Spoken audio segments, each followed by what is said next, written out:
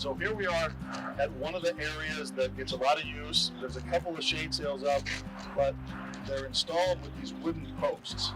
And in this video, we're going to try and educate you on the pros and cons of the attachment points of shade sails and try and talk you out of using wooden poles like this. So even though these are pretty substantial, concreted in the ground, if you look back, you can see that the poles are tipping in a little bit. And so we're going to replace these with steel posts. The main reason to use steel poles is they don't sag over time. They don't get rain on them and get soaked with water, then dry out, soaked with water, dry, and then over time creep in and tilt in, and the sail gets loose.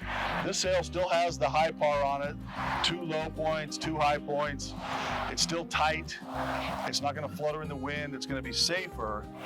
And contrast that with the sails with the wooden poles that are sagging and have a belly. And if there was a storm rolling in, those things would be flapping around quite a bit, which also reduces the life of the shade sails. So the ideal high par shape is maintained with steel poles. So this is steel, and it's an 8-inch square pole, and it just doesn't shake. So it's clear that wood is less expensive, easier to source. There's a lot of shortcuts you can take by putting a wooden pole in, but if you want it to last and be strong and not worry about it when a storm rolls in, you have to go with steel poles. So strength is one of the major reasons not to use a wooden pole. They're not as strong as steel, and you can go pretty big with the wood, but they're always going to have weather, and over time they're always going to start tipping in.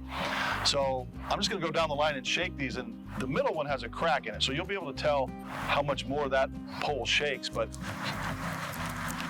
you know, in a storm, you don't want the sail fluttering and moving around, and this pole is just not strong enough to support that. So this one seems pretty stout. This one's going to shake a lot more because of the crack.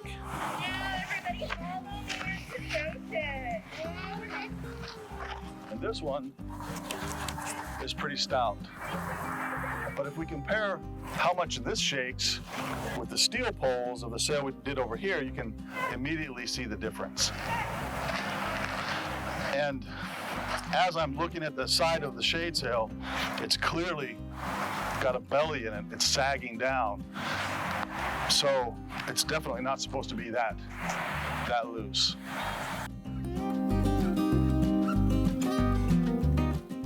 So one of the reasons we don't want to use a wooden pole is they're natural, right? So we never really know what they're made of, where the knots are. And this one is pressure treated. You can tell by the little notches in it. But you can see we have this crack going, and it just looks like it's going to give out. So steel, you're not going to have that. And if we shake the pole, you can see how it's not actually strong enough to support the sails. And I'll bet this crack gets a little, I can kind of hear it, little cracks here and there. So yeah, I wouldn't be comfortable with this pole lasting another year.